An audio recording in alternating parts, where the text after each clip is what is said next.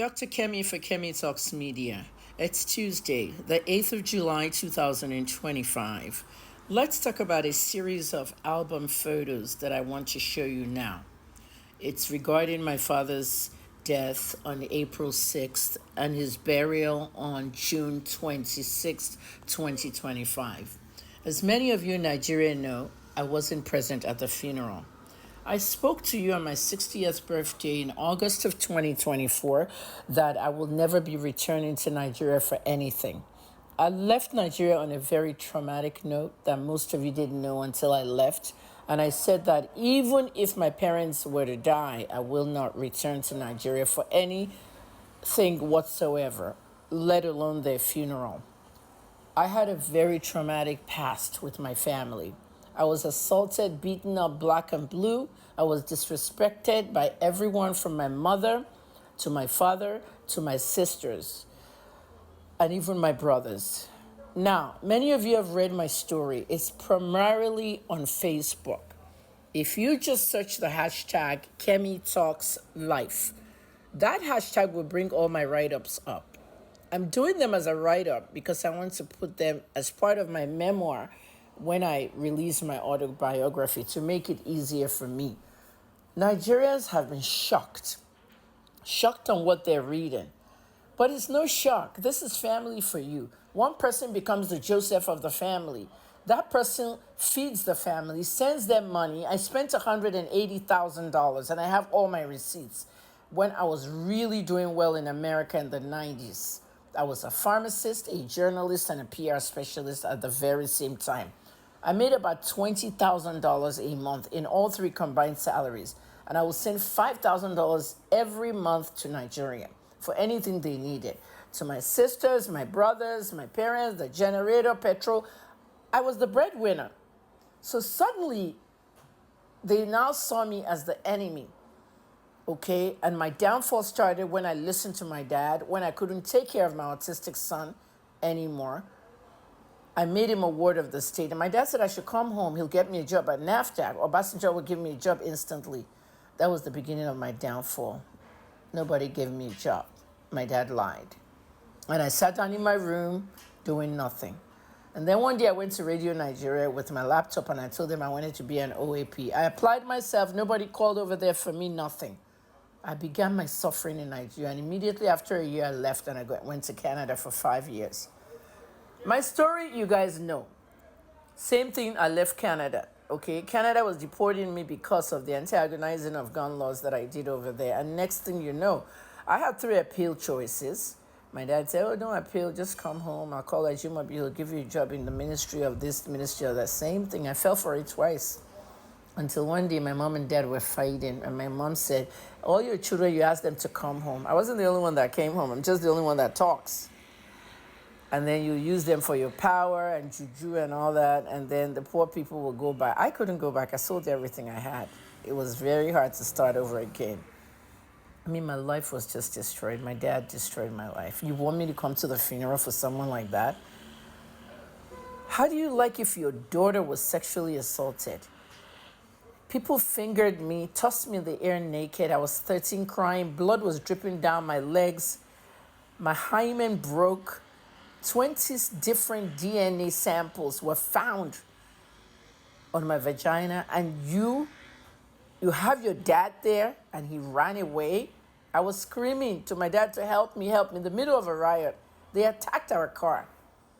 I've told this story many times. My brother's head was broken and his brain, half of his brain was gone. My dad left us in a burning car. I cried, help, dad, help, and my dad ran. What kind of father is that? I lived with that 47 years of that sexual abuse trauma, sexual assault trauma, sexual molestation trauma at 13. I lost hormones. I had a damaged urethra. I wet the bed till I was 19. Many things happened in my life. And then in 2016, my father wrote Premium Times because of his threat. The threat he saw in me as a journalist told Premium Times I was mentally unstable, that I was in mental homes, and I always accused him of sexual molestation, which Nigerians will see as a lie, and then they'll believe I'm mentally unstable. And it worked. All of you thought I was mentally unstable. My father never sexually abused me or assaulted me. It was the people on the corridor road, and I wanted to tell my story, and he didn't let me tell my story, but instead he switched the narrative and ruined my career, my name, my life. How would I go to a funeral of a man like that? At the funeral, they were calling us one by one. At the state commendation at the stadium with Sheyi Makinde. When the MC got to 003, he greeted Kemi Olunloyo and he looked on the side. I wasn't there, but people knew I wasn't coming. I was watching it on YouTube live. But when he got to 009, Adediwura, Ronke's child. Ronke Shoeke was my father's concubine when he was running for governor in 1983. She was a campaign worker and had an affair with my dad as governorship candidate. My mom didn't know. But Ronke was also that young girl that walked to school in UI, staff school, with my own sister. They're around the same age range, but she grew up to be somebody dating a sugar daddy. She became my dad's concubine, later had 2 children out of wedlock, Wura and Olumide, and then my father married her. But my father had a mistress when my mother was 3 months out of pregnancy.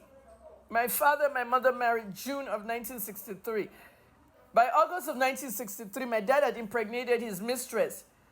And at the end of the day, my dad impregnated my mom in December of 1963. That mistress gave birth May of 1964. That's Benga Olunloyo Kapoor. And I was given birth August 1964. At the end of the day, people, this man has always loved women. And in 1978, the morning of that Ali Must Go riot, my dad said he was going to the office to take a few last things before we get on the road to Lagos. All the children were ready. All the food we're taking were ready. My dad did not come home at 10 a.m.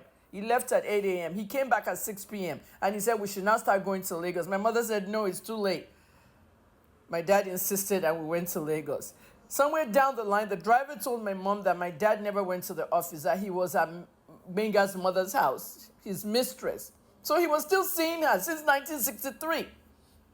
That delay that we had cost us what happened that night. Tayo lost his livelihood. His brain was gone. He died at 43. He suffered years from 1978 to 2021. Seizures, everything. Because of Iyagbenga. Because of Iyagbenga, I had a lot of damage to my vaginal area. I suffered the trauma, the childhood trauma. And at the end of the day, in 1984, I had an accident in the chemistry lab. The school paid me settlement, but half of my face was burnt. I was in the hospital. I've shown you the pictures. And my dad never visited me in America in the hospital, or my mom. My parents didn't come. That very year, my dad gave birth to another girl. I did not know until they called 009, which was supposed to be Wura. It was Abiola Abike Olunloyo, which shocked everybody. Some of my siblings didn't know they were at the funeral. What kind of embarrassment did this man make? I'm an investigative journalist. I investigate people, but I never knew my dad had another daughter for another woman. And it's really a shame. I'm not trying to expose this young lady or anything, but she was born when I had that accident in 1984. This is a picture of my dad, a recent picture before he died. That's Abiola with a yellow arrow. When I saw the face, I said, this is an Olunloyo girl. That's her husband. Her husband is Pastor Uche Nwoko. Now, Uche is like my brother-in-law now. Those are their daughters. This was the thing at the stadium. I kept asking, who is that girl next to Ayabami? Ayabami is my brother in the red arrow. Shola is my brother in America, the chef. The person in yellow is Abiola Abike, because I saw it on the live stream, and the person behind her is her husband, Uche Nwoko. I didn't know these people were related to me until the day of my father's funeral. This is Uche, Abiola, and their children. Uche at our Molete house. Uche Nwoko is my father's son-in-law. Imagine, Biola. I investigated, I looked for their pages, Uche, birthdays. That's Biola again. This is at the gravesite. Everybody with the red arrow was born out of wedlock to my dad. Benga, Abike, Wura, Olumide. The yellow arrow just shows Abike. My mother is in the White Arrow, and Ronke, the second wife, is also in the White Arrow. She's Wura and Olumide's mom. At the end of the day, nobody asked to be here, okay? This is the woman my dad had an affair with and gave birth in the 80s to, Abiola Abike. I cut her name off and I didn't want you to go bully her or anything. At the graveyard again, when they lowered my dad to the grave, everybody was there but me. There was no way I could go and pay any respects to this man. This man destroyed my life. It is what it is, okay? I don't think he's going to rest in peace, you know? Look what's happening at the Polytechnic. They're still protesting. Nobody asked to be here, but I have to throw this one in, okay? Everybody knows Bumi Olunloyo, the dancer and choreographer. She's also an attorney. And Bumi is on the left, Biola is on the right, which really tells you that this girl is a real Olunloyo. Biola Abike Olunloyo is one of us. Bumi and Biola look like Auntie Abo, our auntie. She's late. So she's definitely a lawyer woman, that's no doubt. Finally, Uche and Bumi, talk to your children about their heritage and lineage. This is very important. Your son is the same age as Aliyah, and Aliyah is a girl in America. What if your son goes to college and meets Aliyah and they get married? Aliyah is also Yemi's granddaughter, my sister's granddaughter. That means these two will be getting married within the family. Can you imagine cousins getting married? This nonsense has happened a lot in Europe. So please talk to them. Thanks, everybody.